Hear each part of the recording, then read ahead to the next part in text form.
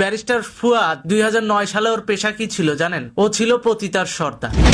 আমার কথা না, ওই সময় পত্রিকায় নিউজ এসেছিল এবং র্যাবের অভিযানে এই লোক ধরাও পড়েছিল।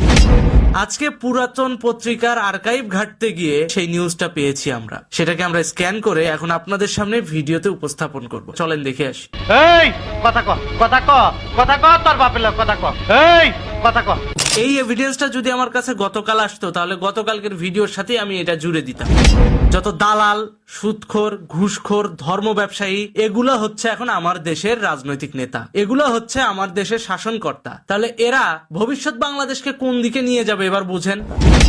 বিবেচনার দায়ভারটা আপনাদের উপরই ছেড়ে দিলাম। রাজনৈতিক নেতা নামধারী কোন নারী পাচারকারী ব্যক্তির হাতে বাংলাদেশ কখনোই নিরাপদ ছিল না, নিরাপদ নাই। তাহলে মুক্তিযুদ্ধের ইতিহাস কিংবা ভারত বাংলাদেশের ডিপ্লোম্যাটিক সম্পর্ক যে নিরাপদে থাকবে তার কি গ্যারান্টি আছে? অতএব যারা কিনা সাংবাদিকতা করেন তাদের উদ্দেশ্যে বলছি যে এই সমস্ত আলতু ফালতু লোক যাদেরকে আপনারা মিডিয়া কভারেজ দিচ্ছেন তাদের ব্যাকগ্রাউন্ডটা একটু যাচাই করে নিয়েন। 2008, 9, 7 সালে তাদের অতীত ইতিহাস বা অতীত অপরাধ কর্মকাণ্ড কিছু ছিল কি না। একটা মানুষকে কভারেজ দিচ্ছেন শুধুমাত্র টিআরপি আর পয়সা কামানোই যদি আপনাদের উদ্দেশ্য হয়ে থাকে তাহলে আমি বলবো ভাই আলু পটলের ব্যবসা করেন, সাংবাদিকতা করার দরকার নাই।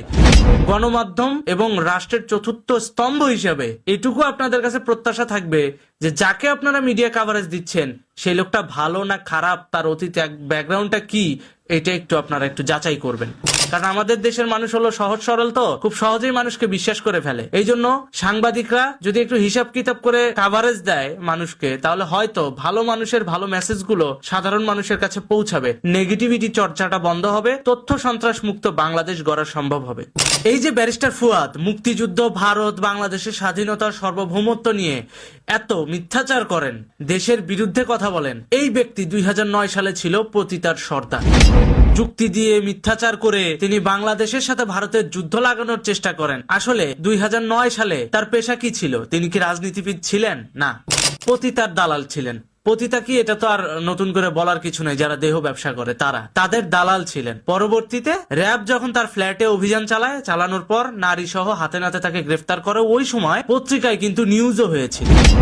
আজকে পুরাতন পত্রিকায় ঘাটতে গিয়ে এই বিষয়টা আমার হাতে চলে এসেছে এবং এই বিষয়টা আমি আপনাদের সামনে শেয়ার করতে যাচ্ছি। এই যে ব্যারিস্টার ফুয়াদ, এই ব্যারিস্টার ফুয়াদ কে? 2009 সালে র্যাবের হাতে ধরা পড়া একজন পতিতার সর্দার, যে কিনা পরবর্তীতে জেল থেকে বের হয়ে আসার পর পাকিস্তান হাইকমিশন এবং জামাতের সহযোগিতায় খুব সহজেই বনে যায় নেতা। এবং জামাত তাকে নেতা বানানোর পেছনে একটাই কারণ ছিল, ওই সময় জামাত রাজনৈতিকভাবে নিষিদ্ধ ছিল এবং তার দলীয় লাইসেন্স বাতিল হয়েছিল। এখন নির্বাচন কমিশনে নতুন একটা শেল্টার দল